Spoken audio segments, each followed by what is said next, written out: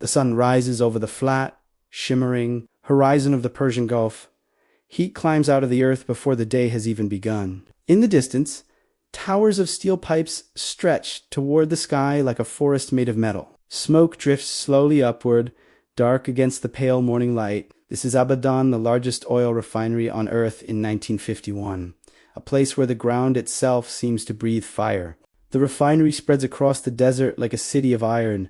Miles of pipelines twist and turn across the sand. Storage tanks sit in long rows, their curved sides reflecting the sun like dull mirrors. Flame bursts from tall stacks, flickering against the hot air. Every hour, thousands of tons of crude oil move through this maze of machines, turning into fuel that will power ships, factories, and entire nations. To Britain, this place is more valuable than any colony, more precious than gold. 4,000 miles away, in the damp gray streets of London, the country is struggling to survive.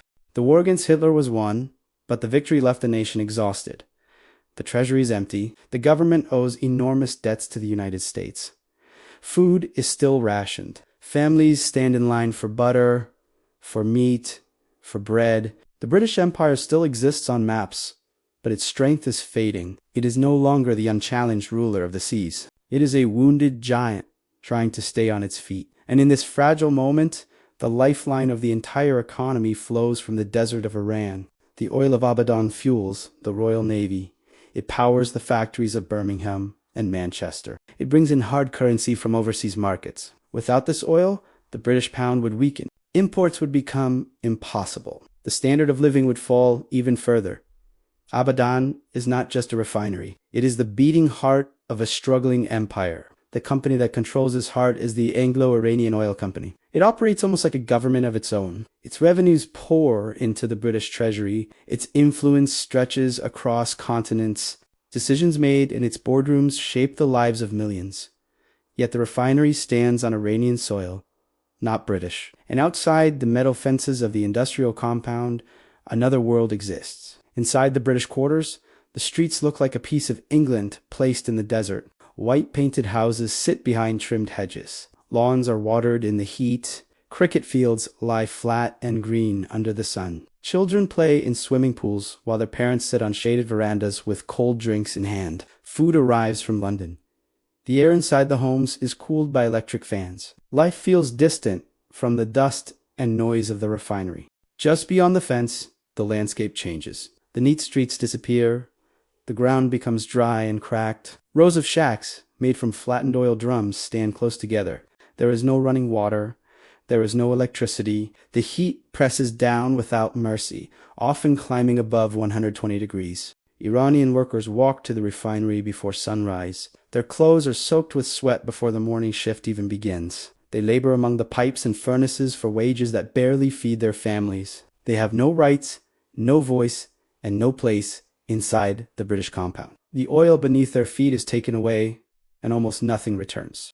The injustice is written in numbers as clearly as in the dust of the streets. In 1950, the Anglo-Iranian Oil Company earns a profit of £170 million. The Iranian government receives less than $16 million in royalties. The British government collects more in taxes from the company than Iran receives for the oil itself. For decades, this imbalance has simmered quietly. It lives in the memories of workers, in the conversations of students, in the speeches of politicians. It grows in the minds of a generation that looks at the refinery and sees not progress, but humiliation. Iran is not a young nation. It is an ancient civilization, with a history stretching back thousands of years. Empires have risen and fallen on its soil. Kings have ruled from grand palaces. Poets have written verses that still echo across centuries. But in the early 20th century, much of that pride has been overshadowed by foreign control. The oil industry is the clearest symbol of this control. Decisions about Iran's greatest resource are made in London boardrooms. Profits travel across oceans. The Iranian people see the flames of the refinery, but not the wealth it creates. By the beginning of the 1950s, the mood is changing. The old acceptance is fading. The world itself is shifting. Colonies across Asia and Africa are pushing for independence. Nations once treated as possessions are demanding dignity. In Iran, the same question begins to rise from the streets and the parliament halls. Why should the oil of Iran belong to foreigners? Why should a proud nation live in poverty while others grow rich from its soil? In Abadan, the refinery continues to roar day and night. Flames dance above the stacks. Oil flows through the pipes without pause. Ships load their cargo and sail toward distant ports. But beneath the noise of the machinery, something else is building. A quiet, powerful anger is spreading through the country. It moves from worker to worker, from village to city, from whispered conversations to public speeches. The refinery that feeds an empire is about to ignite a revolution. The refinery roars without rest. But the sound does not reach the hearts of the people beyond its gates. In the narrow streets of Abadan's worker districts, men return home with dust on their faces and oil in the creases of their hands. Children play beside open drains. Women carry buckets of water from distant pumps. The air smells of smoke and sweat, yet none of the wealth of the refinery touches these homes. Across the fence, the British enclave lives in another world. Green lawns shimmer under sprinklers. White houses stand in neat rows. On warm evenings, laughter drifts from verandas where gin glasses clink softly. Cricket matches unfold on trimmed fields while the refinery burns in the background like a distant furnace. The two worlds exist side by side, but they never meet. The numbers speak louder than any speech. Millions of pounds leave Iran each year, carried away in ships filled with oil. Only a small fraction returns. Students in Tehran read the figures in newspapers and feel a quiet anger growing in their chests.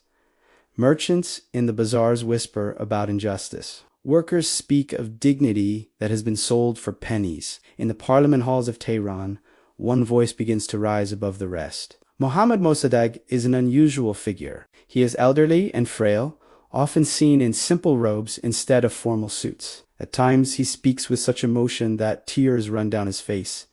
Foreign diplomats laugh at him. They call him weak, unstable, theatrical. But in the eyes of many Iranians, he is something different. He speaks of sovereignty, of pride, of a nation that should control its own destiny. He argues that the oil beneath Iranian soil belongs to the Iranian people, not to shareholders in London. His words carry a simple promise. Iran will no longer bow its head. Across the country, that promise begins to take root. The quiet anger that once lived in whispers now finds a voice. A nation that has slept for decades slowly opens its eyes. In the spring of 1951, the halls of the Iranian parliament are heavy with tension. Lawmakers sit beneath high ceilings as the heat of the city presses against the windows. Outside, crowds gather in the streets, waiting for a decision that will shape the nation's future. Word travels quickly through the bazaars and tea houses. The country is about to act. On March 15, the vote is cast. The decision is unanimous. Iran will nationalize its oil industry. The wealth beneath its soil will belong to the Iranian people. News spreads like fire across the country. Men embrace in the streets. Shopkeepers close their doors and step outside to celebrate. For many, it feels like the return of dignity after decades of humiliation. Soon after, Mohammad Mossadegh is chosen as prime minister. The frail old man who speaks of sovereignty now holds the power of the state. He announces that the Anglo-Iranian Oil Company will no longer control the refinery at Abadan. Iran will run its own industry. In London, the news lands like a thunderclap. Ministers sit in silence as reports arrive from Tehran. The empire that once ruled oceans has just been defied by a single nation. The loss is not only symbolic, it is financial. Without the revenue from Iranian oil, the British economy faces a dangerous future. Military planners begin drawing maps across long wooden tables. Lines are traced toward the Persian Gulf. Paratroopers and Marines are discussed. The plan is simple. Land forces at Abadan seize a refinery and restore control. But the Treasury officials deliver a cold reality. Britain is exhausted. The war has drained its gold reserves. The country cannot afford another conflict. Worse still, the United States refuses to support an invasion without American backing. The plan collapses. The gunboats remain in their harbors. The empire that once moved with confidence now hesitates. If force cannot reclaim the oil, another method must be found.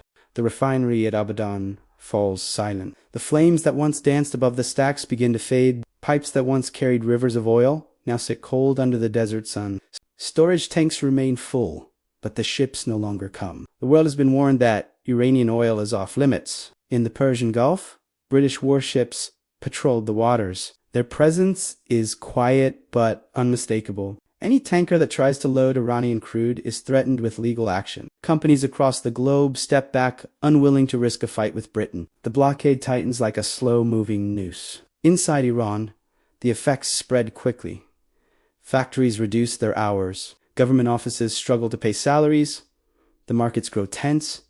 Prices rise. Merchants argue over shrinking supplies. Families stretch their meals, counting coins before buying bread. Yet, in the middle of this hardship, Mossadegh stands before crowds and speaks with calm conviction. He tells the people that freedom has a cost. He says it is better to live poor and independent than rich and controlled by others. His voice carries across public squares filled with anxious faces. He calls it an economy without oil. The government issues bonds. Citizens are asked to sacrifice for the nation. Many respond with pride.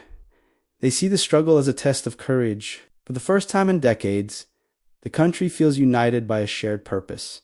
In London, patience wears thin. The blockade has not broken the Iranian government. The Prime Minister still stands. The oil is still out of British hands. The empire that once relied on gunboats now turns to quieter tools. If the nation cannot be defeated by force or starvation, it may have to be undone from within. In October 1951, a familiar figure returns to power in London. Winston Churchill, now an old man with heavy eyes and a slow stride, takes his seat once again as Prime Minister. The war hero who wants to fight Germany now faces a different enemy. This time, the threat is not an army, but a nation that has taken back its oil. Churchill sees the loss of Abadan as more than a financial blow. Years earlier, he had overseen the Royal Navy's conversion from coal to oil. Iranian oil had become the lifeblood of British power, and he considered the industry almost a personal creation. Now it has slipped from his grasp. He demands plans. Advisors speak of invasion, but the answer is always the same. Britain cannot afford another war. The treasury is weak. The Americans refuse to help. The empire that once ruled the seas now lacks the strength to send a single fleet into action. So Churchill turns to the shadows. Intelligence officers gather in quiet rooms. Maps of Tehran replace the maps of battlefields. The new weapon will not be soldiers or ships. It will be secrets, bribes, and whispers. But Britain has a problem. Mossadegh has expelled British diplomats, cutting off their networks inside Iran. The spies have lost their base of operations. A coup cannot be run from across the sea. They need help from someone who still has access. Across the Atlantic, a political change is underway. A new American president takes office, surrounded by advisors who see the world as a battlefield between capitalism and communism. To them, every crisis is a potential Soviet victory. British diplomats travel to Washington with a news story. They do not speak of lost profits or oil contracts. Instead, they warn of a communist takeover in Iran. They paint a picture of chaos, of a nation about to fall into the hands of Moscow. The argument is simple and frightening. If Iran falls, the Soviet Union will gain control of the Persian Gulf and its oil. The balance of the Cold War could shift overnight.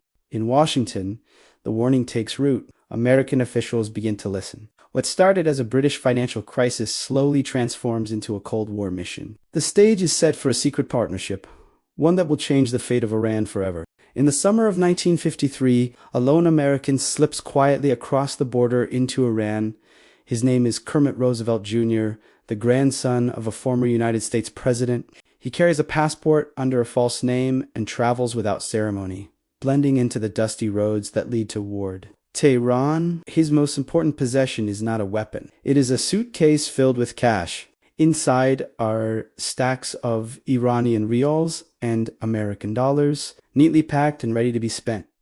This money is the heart of the operation. It is meant to buy loyalty, stir anger, and reshape the fate of a nation. Tehran is tense when he arrives.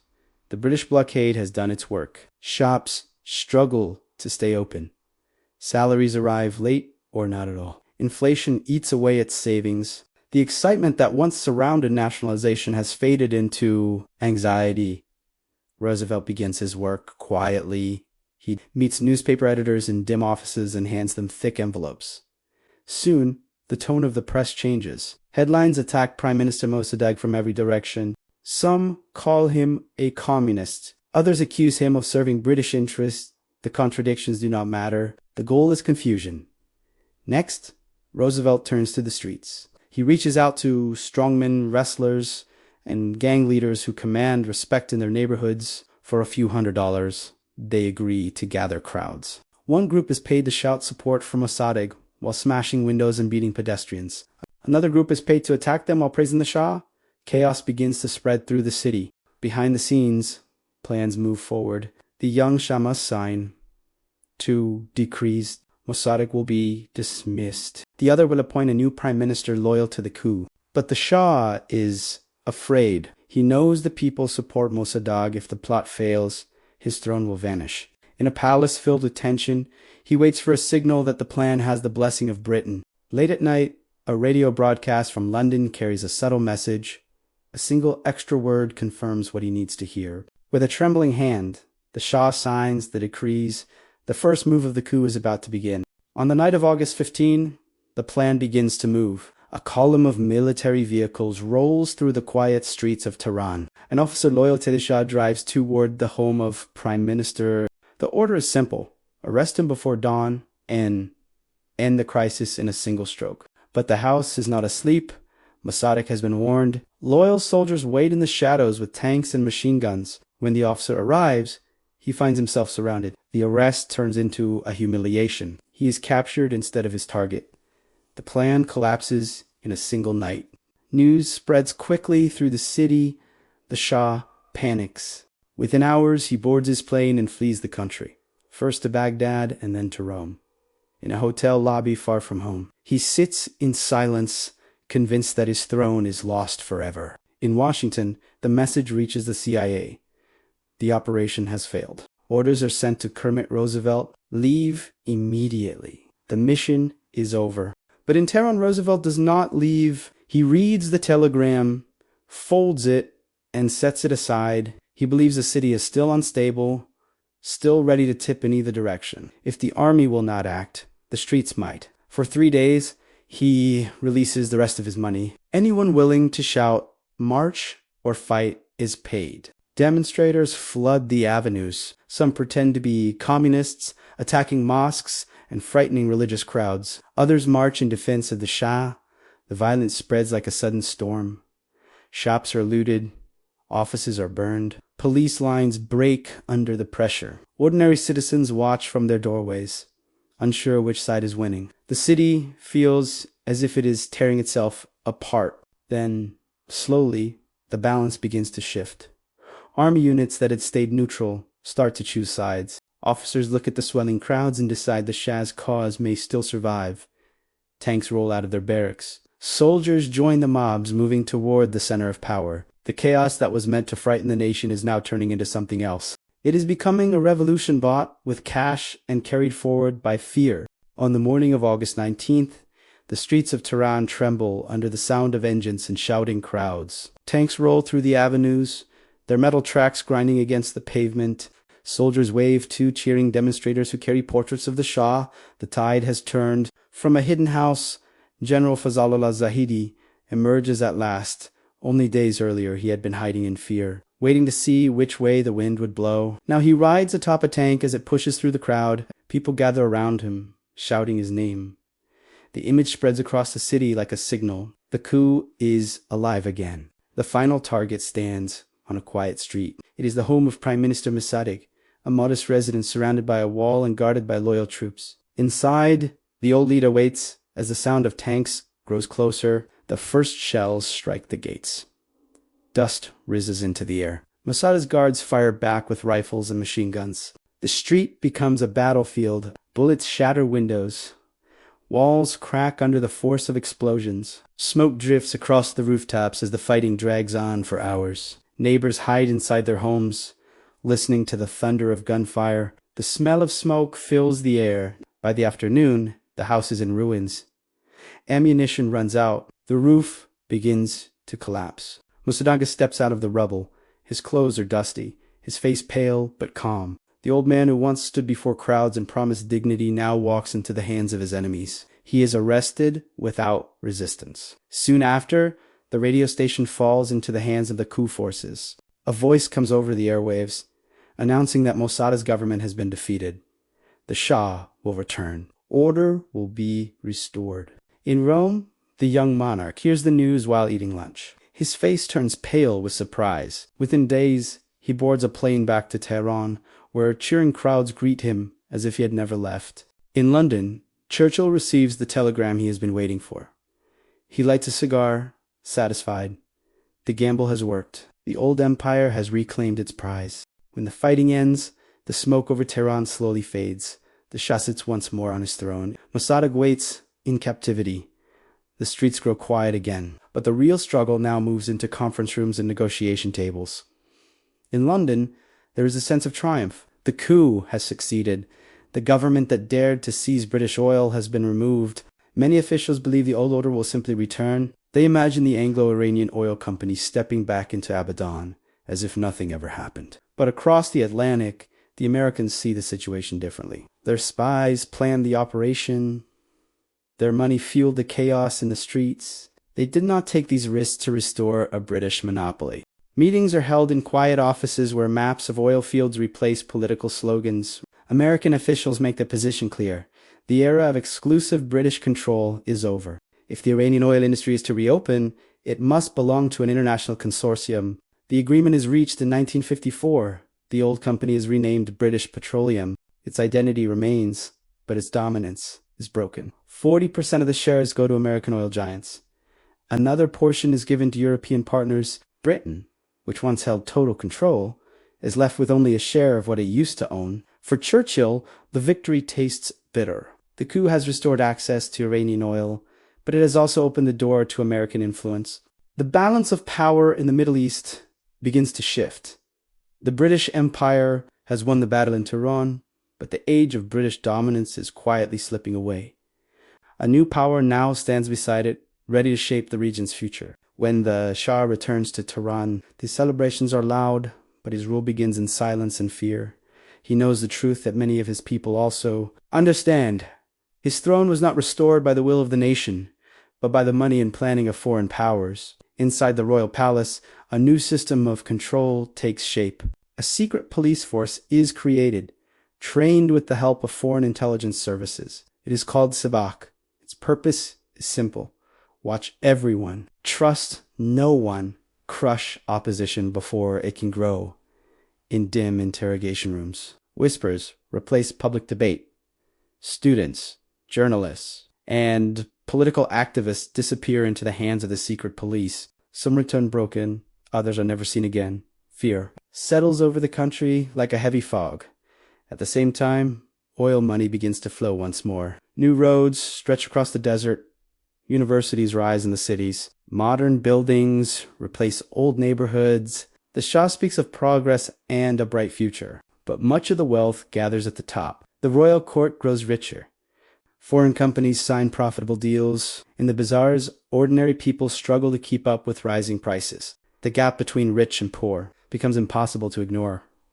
In the mosques, a different story is told. Clerics speak of 1953, of the day a foreign-backed coup crushed a national movement. They describe Mossadegh not just as a politician, but as a symbol of resistance. The memory of the coup becomes a wound that never fully heals. Among the voices of opposition, one grows louder from exile. A cleric named Ruhollah Khomeini speaks of justice, independence, and the removal of foreign influence. His words travel secretly across the country, carried in recordings and whispered conversations. For years, the Shah appears strong. His army is powerful. His police are feared. The oil money keeps the system running. But beneath the surface, resentment is growing. The events of 1953 are not forgotten. They are waiting quietly for the moment when they will return. By the late 1970s, the tension inside Iran can no longer be contained. The cities are crowded with young people who feel shut out of the wealth promised by the Shah. In the bazaars, merchants grumble about corruption and rising prices. In the universities, students whisper about freedom and justice. The secret police still watch, but fear is no longer enough to hold the country together. Protests begin as scattered gatherings. A few hundred people march through the streets, shouting slogans. Police break them up. More protests follow. Each one grows larger than the last. The anger that has been building for decades finally finds its voice. In the mosques, sermons become political. Clerics speak openly about the humiliation of foreign interference. They remind the crowds of the day in 1953 when a national leader was overthrown. The story spreads like a flame passed from hand to hand. It becomes a symbol of betrayal and lost dignity. From exile, Ayatollah Khomeini sends messages back to the country. His words travel on cassette tapes, played in living rooms, shops, and prayer halls. People gather to listen. His voice is calm, but his message is clear. The Shah must go. By early 1979, the streets of Tehran are filled with millions of people. They march through the cold air, carrying banners and chanting for change. Soldiers stand at intersections, unsure whether to fire or join the crowds. Some lower their rifles, others step aside. The Shah leaves the country quietly, boarding a plane and flying into exile. The throne he once protected with tanks and secret police is suddenly empty. Soon after, Khomeini returns to Iran. He is greeted by vast crowds stretching across the city. The monarchy collapses. A new Islamic republic rises in its place. Months later, angry students storm the American embassy in Tehran. They take dozens of diplomats hostage. To them, it is not just a protest. It is revenge for the coup of 1953. They believe they are settling an old score. The revolution shocks the world. A key ally is turned into a bitter enemy. The consequences of the coup, once hidden in secret files, now stand in plain sight. The coup of 1953 seemed at first like a brilliant success. For a small price in cash and secrecy, the West secured years of cheap oil. The refineries roared back to life. Tankers once again carried black cargo across the seas. In London, the treasury felt relief. The empire, though fading, could breathe a little longer. But victories measured in profit often hide deeper losses. By crushing a democratic nationalist leader, Britain and the United States destroyed the political center of Iran. Mossadegh had believed in constitutions, in elections, in gradual reform. When he was removed by force, that path closed. Many Iranians came to believe that ballots meant nothing if foreign powers could overturn the results. In the years that followed, opposition did not gather in parliament halls. It gathered in mosques. Faith replaced liberal politics as the language of resistance. The memory of the coup became a story passed from one generation to the next. It was told as proof that powerful nations would never allow Iran to stand on its own. When the revolution came in 1979, it was not only against the Shah, it was also against the ghosts of foreign interference. The anger of that moment was fueled by memories that reached back more than 2 decades. For Britain, the coup marked the end of an era. The empire regained access to oil, but it lost its monopoly and its influence. American companies took a large share of the industry. The balance of power in the Middle East shifted toward Washington. Britain, once the dominant force, became a junior partner. The $1 million spent in Tehran had bought time, but not stability. The profits were spent. The political damage remained. Decades later, the region still carried the consequences. In the end, the operation that saved an oil company helped create one of the West's most enduring rivals. The empire had tried to protect its wealth, but in doing so, it set in motion forces it could never control. The flames of Abadan once kept Britain alive. The coup that secured them would burn far longer than anyone expected.